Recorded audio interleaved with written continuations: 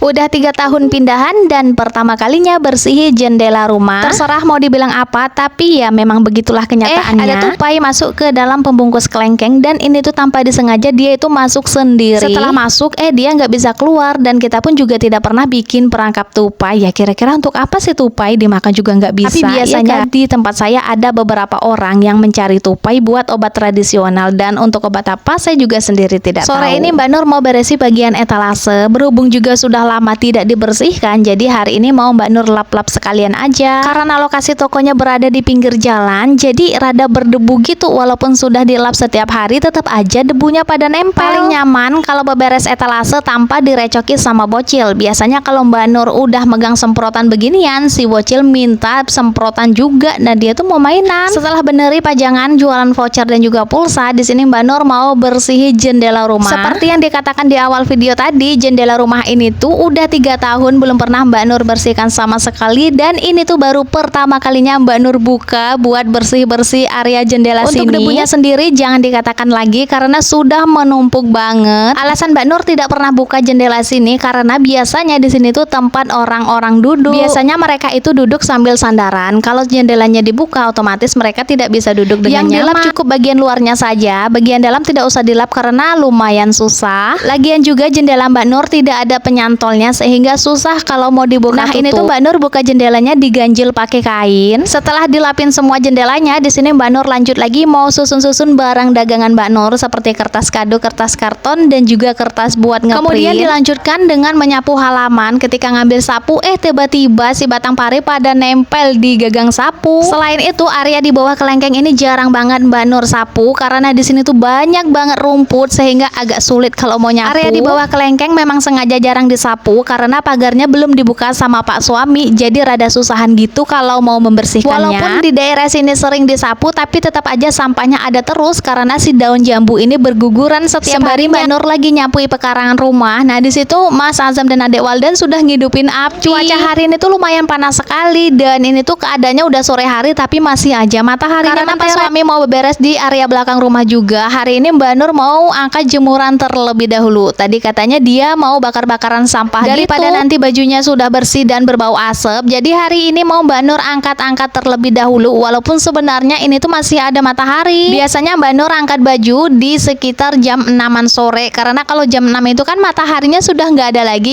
Iya, hitung-hitung sayang loh masih ada mataharinya udah pada diangkatin. Sore ini tuh berasa nyantai banget karena semua pekerjaan Mbak Nur sudah pada selesai. Nggak tahu kenapa si ayam ini suka nelur sembarangan. Sudah dibikinin tempat buat nelur, masih aja nelur di bawah tumpukan sampah. Kalau ayamnya nelur pada sembarangan, jadi kita susah banget buat ngontrol si telur ini. Sepertinya semua ayam Mbak Nur sudah pada nelur dan ada 2 ekor indukan yang sudah menetas dikurung di dalam kandang. Dan kandang ayam ini tuh berasa kos-kosan 2 pintu, di mana di dalam ini terdapat sekat yang memisahkan antara sekat pertama dan sekat kedua. Soalnya di sini tuh ada 2 indukan ayam yang lagi pada ngasuh anak. Dan mereka itu tidak bisa disatuin. Kalau disatuin nanti pada berantem. Setelah itu Pak suami mau beberes dulu area belakang sini, mulai disapu-sapuin sampah yang pada berserakan. Kalau di area belakang sini mah tidak ada batang-batangan besar, jadi lumayan sedikit juga sampahnya. Dan ini tuh sampah batang coklat sisaan kemarin. Karena kemarin batang coklatnya sudah ditebang, jadi tidak begitu banyak sampah lagi. Setelah itu Mbak Nur mau ngecek tanaman cabai Mbak Nur dulu. Tanaman cabai Mbak Nur tidak pernah dipupuk menggunakan pupuk kimia. Jadi kalau mau mupuk Mbak Nur pakai pupuk organik. Cara mupuknya sangat simpel juga sih dan tentunya gratis karena di sini Mbak Nur memanfaatkan sampah-sampah sisa bekas makanan, bekas masakan lebih tepatnya. Ternyata ada tanaman cabai Mbak Nur yang sudah kering dan ini tuh nggak tahu kenapa karena kemarin bagian batangnya berjamur. Mungkin dikarenakan keadaan polybag yang lembab karena kurang cahaya matahari. Kemarin sudah Mbak Nur pindah ke tempat yang lebih banyak mendapatkan sinar matahari tapi sepertinya gagal.